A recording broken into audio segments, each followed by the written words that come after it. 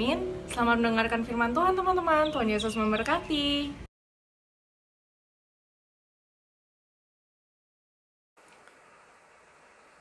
Salam rekan pemuda GPIB Pasar Minggu yang dikasihi Tuhan Yesus. Sekarang kita akan merenungkan firman Tuhan dalam PA dengan tema spiritual amnesia. Kita akan membahas 5 hal. Yang pertama, pengertian spiritual amnesia. Yang kedua, apa penyebab spiritual amnesia? Dan yang ketiga, apa saja efek dari spiritual amnesia? Kemudian keempat, konsekuensi spiritual amnesia. Apa saja konsekuensinya? Dan kelima, bagaimana mencegah spiritual amnesia? Nah, nanti akan diakhiri dengan kesimpulan. Namun sebelum itu, marilah kita berdoa, mohon bimbingan Tuhan. Mari kita berdoa. Bapa yang Maha Kasih, yang kami muliakan di dalam Tuhan Yesus. Kami bersyukur atas kesetiaan-Mu yang senantiasa menyertai kami dalam seluruh aspek kehidupan kami. Saat ini kami hendak mempelajari firman-Mu dan merenungkannya. Kiranya Engkau hadir bersama-sama kami dan menolong kami untuk memahami firman kebenaran-Mu, serta menolong kami untuk melakukannya dalam hidup kami sehari-hari. Dalam nama Tuhan Yesus kami berdoa. Amin. Firman Tuhan yang akan kita baca sebagai dasar PA kita diambil dari kitab Ulangan 4 ayat 9. Ulangan pasal 4 ayat 9, saya akan membacakannya.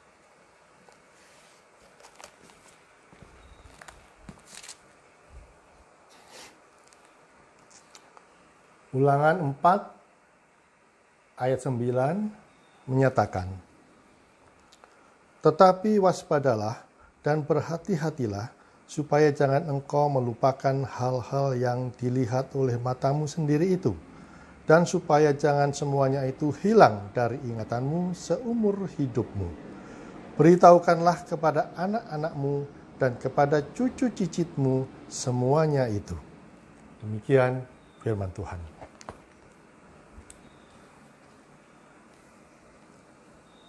Ayat yang kita baca jelas merupakan peringatan. Waspadalah, berhati-hatilah.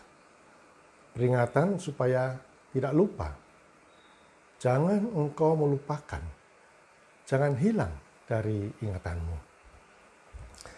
Kitab Ulangan ditulis oleh Musa dan ditujukan kepada generasi kedua bangsa Israel yang keluar dari Mesir, keluar dari perbudakan di Mesir. Nah, mereka menjelang memasuki tanah perjanjian. Musa menyampaikan pesan terakhirnya di seberang sungai Yordan kepada bangsa Israel, karena Musa tidak diizinkan Tuhan menyeberangi sungai Yordan memasuki tanah perjanjian. Nanti Yosua yang akan memimpin bangsa Israel masuk ke tanah Kanaan. Kita tahu bahwa bukan hanya Musa yang tidak diperkenankan masuk ke tanah perjanjian, tetapi seluruh generasi pertama yang keluar dari Mesir tidak diperkenankan masuk ke tanah perjanjian, kecuali Kaleb dan Yosua. Mereka kini sudah mencapai akhir dari pengembaraan di padang gurun dan siap masuk ke Kanaan. Namun, sebagian besar angkatan ini tidak mengingat peristiwa Paskah yang pertama, tidak mengingat penyeberangan Laut Merah, atau pemberian hukum di Gunung Sinai. Oleh karenanya itu, di tepi sungai Yordan, Musa mengulas kembali apa yang dilakukan Allah kepada bangsa Israel. Nah, makanya judul kitabnya disebut kitab Ulangan. Musa menjelaskan kembali kepada generasi baru ini mulai dari bagaimana Allah melepaskan umatnya dari perbudakan di Mesir dan menuntun mereka sepanjang perjalanan di padang gurun menuju tanah perjanjian. Mereka perlu tahu dan perlu memahami. Pertama, perjanjian Allah dengan nenek moyangnya. Perjanjian Allah dengan bangsa Israel. Dan yang kedua, mereka perlu tahu hukum Taurat.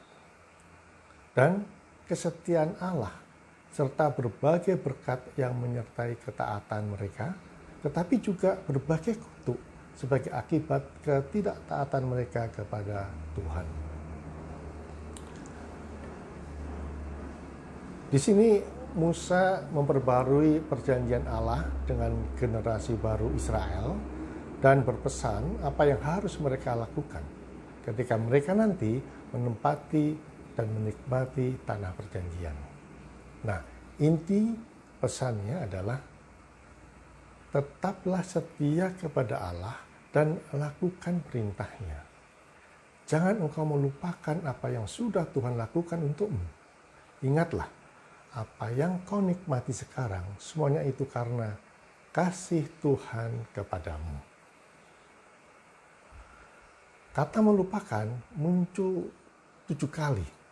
Dan kata ingatlah muncul 10 kali dalam kitab Ulangan. Hal ini menandakan betapa seriusnya peringatan Tuhan kepada bangsa Israel yang disampaikan melalui Musa. Baik, kita masuk dalam pembahasan pertama kita, yaitu pengertian spiritual amnesia. Amnesia sendiri adalah kondisi terganggunya daya ingat. Amnesia menimbulkan dampak ketidakmampuan membayangkan masa depan. Artinya, seseorang yang menderita amnesia tidak mampu menggunakan pengalaman masa lalu untuk mengkonstruksi skenario yang mungkin dihadapi di masa datang. Mengkonstruksi skenario yang mungkin bisa terjadi. Nah, itu pengertian amnesia secara umum. Kita akan membahas amnesia yang lebih khusus, yaitu spiritual amnesia atau amnesia rohani. Spiritual amnesia itu lebih pada lupa di hati. Secara intelektual kita tahu peraturan itu benar, nasihat itu benar, namun di dalam hati kita abaikan. Jadi bukan tidak tahu, namun tidak mau tahu. Saya coba mengekspresikan kondisi spiritual amnesia kurang lebihnya seperti ini. Misalnya dalam Matius 5 ayat 37 dinyatakan, jika ya, hendaklah kamu katakan ya, jika tidak, hendaklah kamu katakan tidak. Apa yang lebih daripada itu berasal dari si jahat. Artinya apa? Artinya dilarang berbohong. Ya, saya tahu itu. So what? Jangan berbohong itu hanya dipahami sebatas pengetahuan kognitif, pengetahuan intelektual maksud saya. Itu saja, tidak sampai menyentuh hati. Saya tahu dari ayah ibu saya bahwa Allah telah melepaskan nenek moyang dari perbudakan di Mesir dan menuntun mereka melalui perjalanan padang gurun untuk menduduki tanah perjanjian yang makmur. Dan saya tahu Allah memberi hukum, menurunkan hukum 10 perintah Allah untuk dipatuhi dan dilakukan. Tapi itu kan dengan nenek moyang dulu. Dan itu dialami oleh nenek moyang. Gak ada hubungannya dengan saya sekarang. Nah, biarlah itu menjadi pengetahuan saya, namun tidak akan mempengaruhi cara hidup saya. Sekarang ada nilai-nilai yang lebih cocok untuk saya ikuti sesuai zaman saya.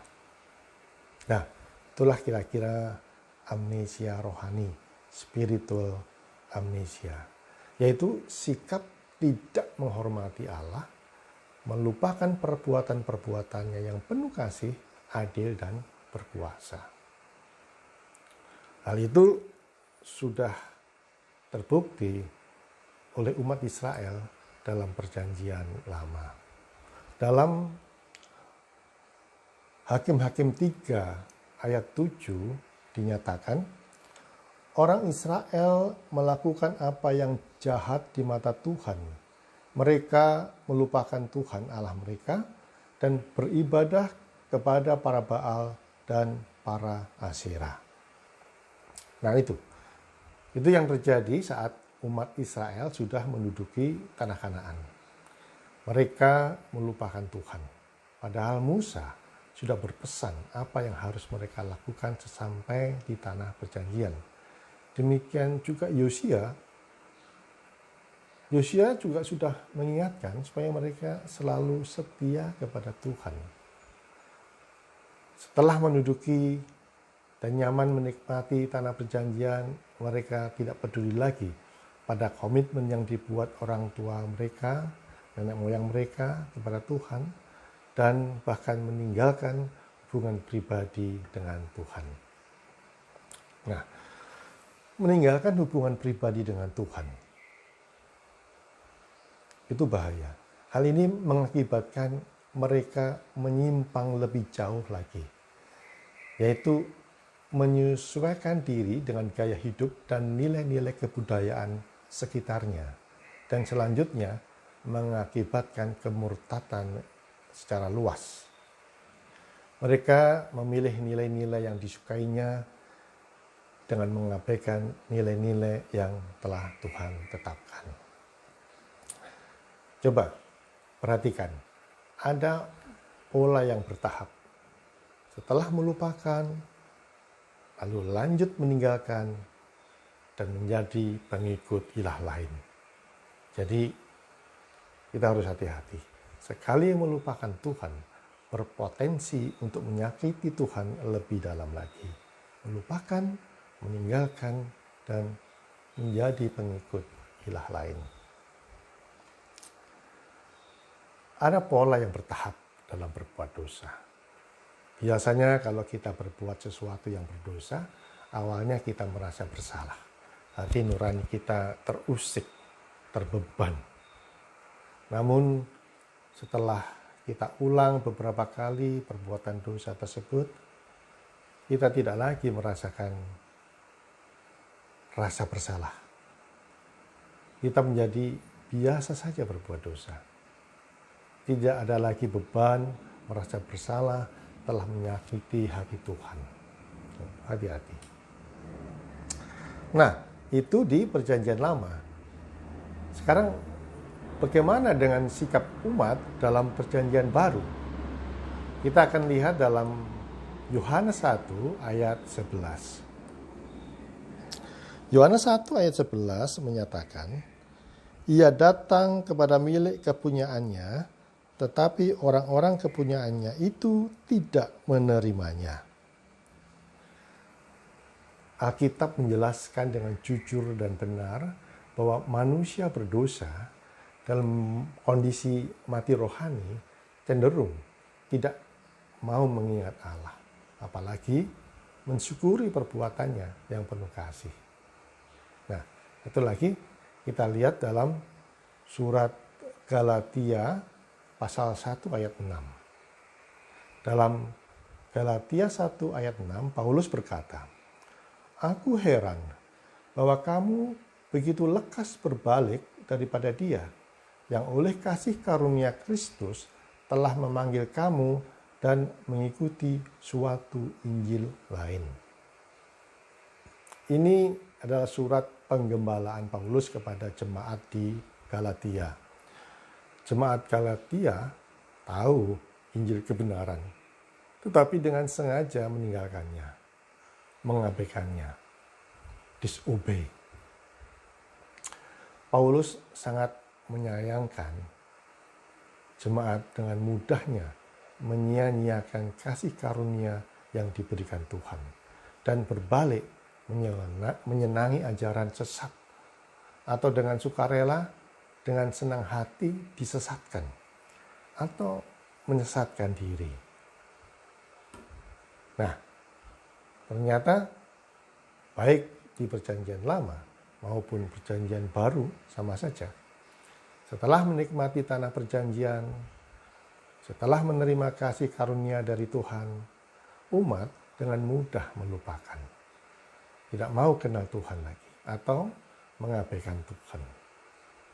Nah, baik, kita maju ke topik bahasan yang kedua. Apa penyebab spiritual amnesia? Bagaimana seseorang bisa dalam kondisi atau mengalami spiritual amnesia? Dalam Ibrani 10 ayat 36 dinyatakan, sebab kamu memerlukan ketekunan supaya sesudah kamu melakukan kehendak Allah, kamu memperoleh apa yang dijanjikan itu.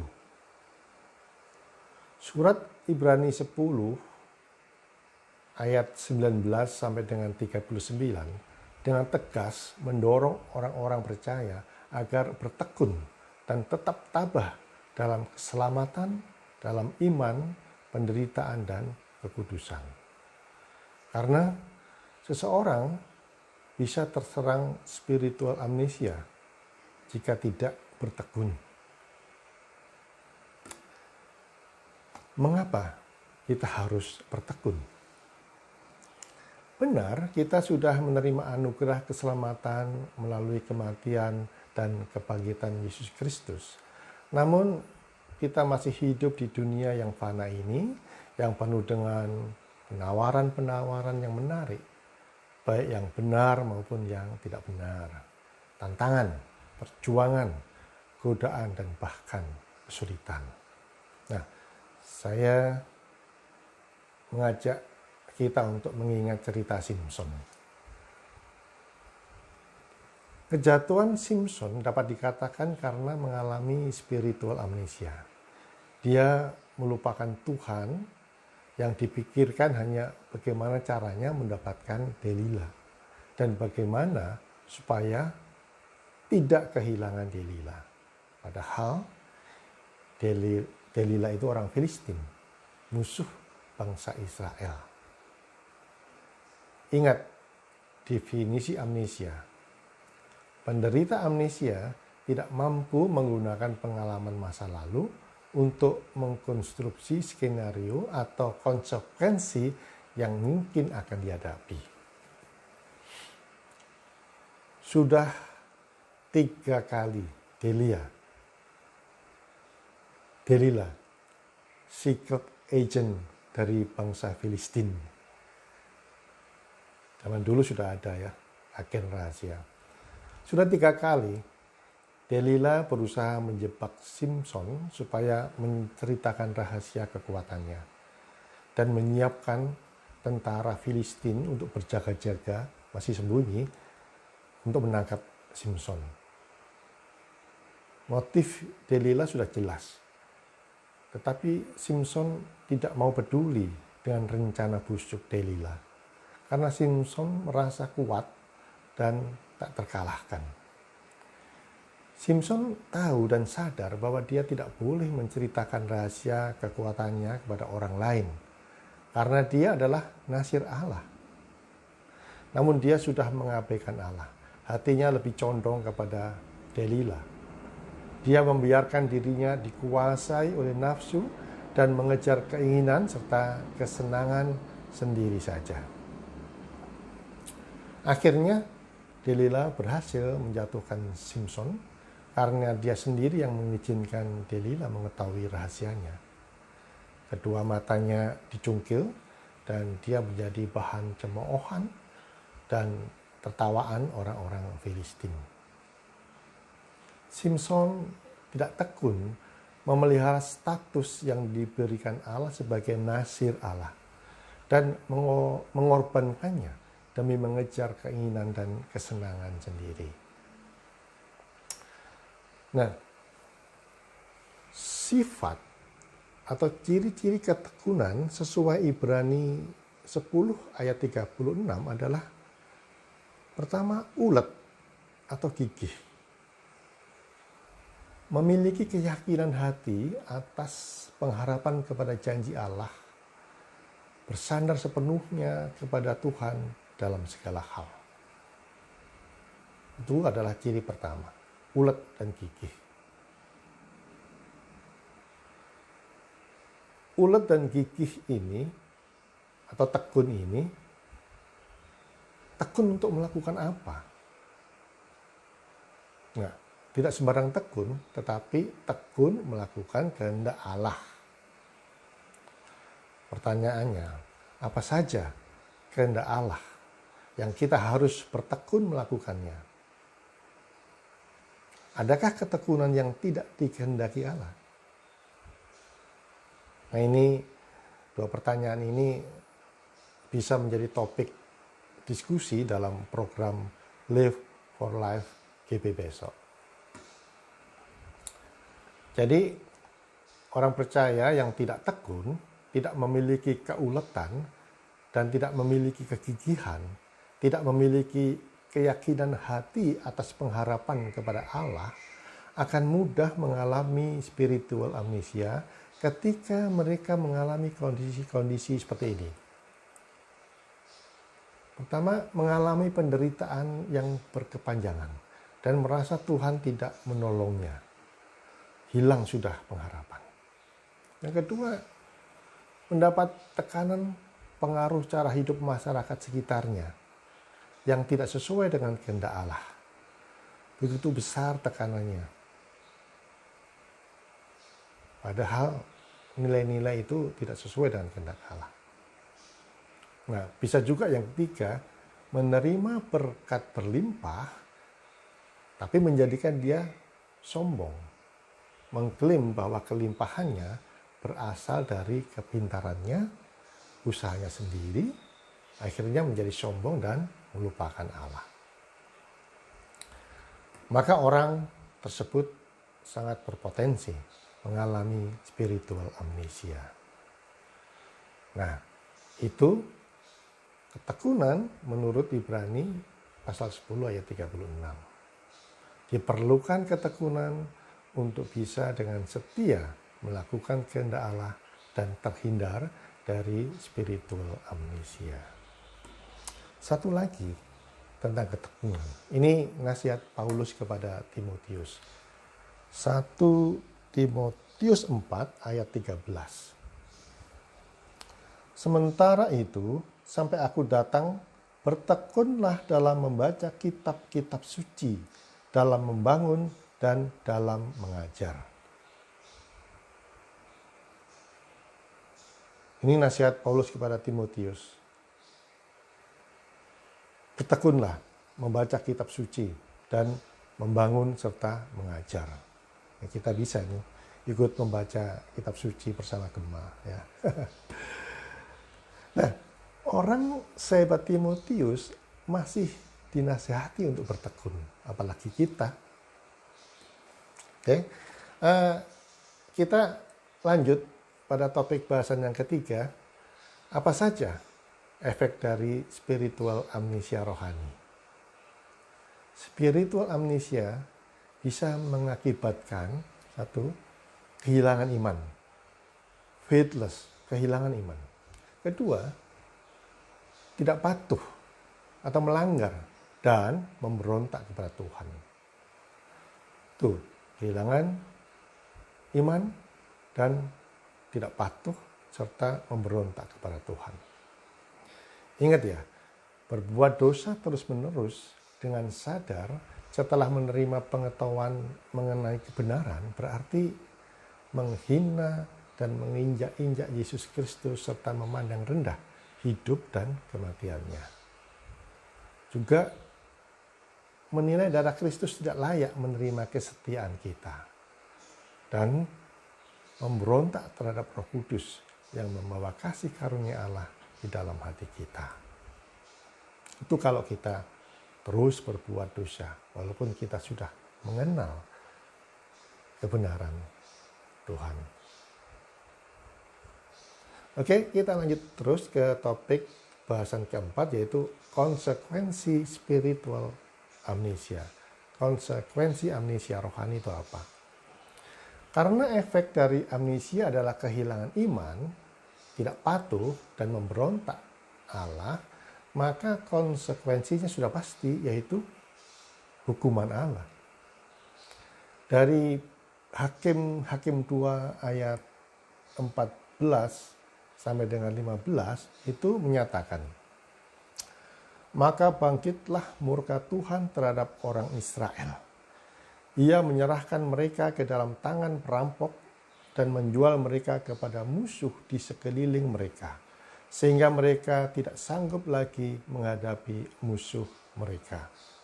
Setiap kali mereka maju, tangan Tuhan melawan mereka dan mendatangkan malapetaka kepada mereka sesuai dengan apa yang telah diperingatkan kepada mereka oleh Tuhan dengan sumpah, sehingga mereka sangat terdesak. Ya, ini dalam kasus bangsa Israel, Tuhan memakai musuh mereka untuk menghukum umat Israel dalam bentuk penindasan dan perbudakan. Oke, sekarang kita masuk ke pembahasan yang kelima, yaitu bagaimana mencegah spiritual amnesia. Supaya kita tidak terjangkit amnesia rohani. Caranya, pertama bertekun. Kedua, mengingat Tuhan. Ketiga, mengingat dosa kita yang lalu. Serta keempat, memuliakan Tuhan melalui hidup kita. Pertama tadi bertekun. Bertekun dalam doa dan mendengarkan firman-Nya untuk memelihara iman dan pengharapan kepada satu-satunya juru selamat kita, Yesus Kristus, agar tidak jatuh pada rupa-rupa godaan. Dan yang kedua tadi, selalu ingat Tuhan yang Maha Kasih dan Maha Adil. Hanya bersandar kepada Tuhan, jangan kepada yang lain. Kasih Tuhan menganugerahkan keselamatan bagi yang percaya kepada Tuhan Yesus. Namun Allah kita juga adil, menghukum orang berdosa yang tidak mau bertobat dan menerima Tuhan Yesus. Dengan mengingat kasih Tuhan, kita bisa memandang Allah, bisa memandang Tuhan dengan rasa hormat dan rasa syukur. Nah, yang ketiga, mengingat dosa. Maksudnya begini, mengapa harus ingat dosa masa lalu kita?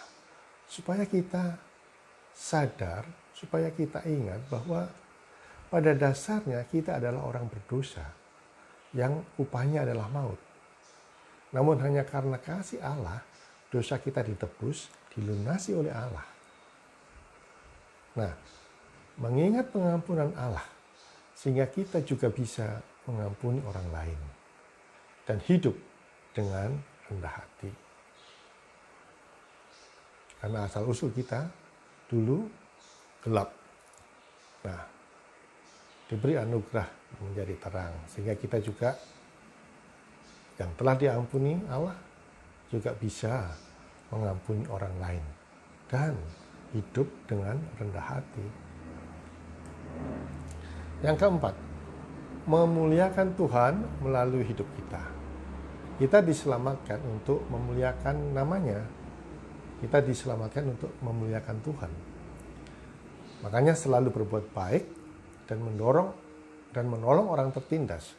Bukan supaya mendapat keselamatan, tetapi karena sudah mendapat keselamatan lebih dulu. Nah, kita sudah membahas 5 bahasan. Kesimpulannya, pertama, Alkitab sudah berkali-kali memperingatkan tentang spiritual amnesia. Dan yang kedua, ketidaksetiaan, ketidakpatuhan, dan pemberontakan kepada Allah dimulai dari spiritual amnesia. Sikap tidak menghormati Allah dan melupakan perbuatan-perbuatannya. Ketiga, kesimpulannya, konsekuensinya jelas. Hukuman Allah. Karena Allah adalah kasih dan adil. Kasih menganugerahkan keselamatan bagi orang yang percaya kepada Tuhan Yesus. Adil menghukum orang berdosa yang tidak mau bertobat dan menerima Tuhan Yesus. Keempat, tidak ada cara lain untuk mencegah amnesia rohani kecuali bertekun dalam iman, pengharapan, dan kasih. Rekan-rekan pemuda GPIB Jemaat Pastor Minggu, sampai di sini PA kita kali ini. Semoga Tuhan menolong kita untuk tidak jatuh pada kondisi spiritual amnesia, tetapi menolong kita untuk bertekun dan setia hidup seturut kehendak Tuhan. Salam. Gimana teman-teman firman Tuhan yang tadi sudah disampaikan? Kiranya firman Tuhan tersebut dapat tertanam dalam hati dan pikiran kita sehingga kita dapat menjadi pelaku firman-Nya dimanapun kita berada. Jangan lupa ya, besok kita masih ada lanjutan dari online service hari ini loh. Seperti biasa di live IG GPIB Pasar Minggu jam 19:10. Jangan lupa ajak teman-teman yang lainnya ya. Sampai ketemu besok. Tuhan Yesus memberkati.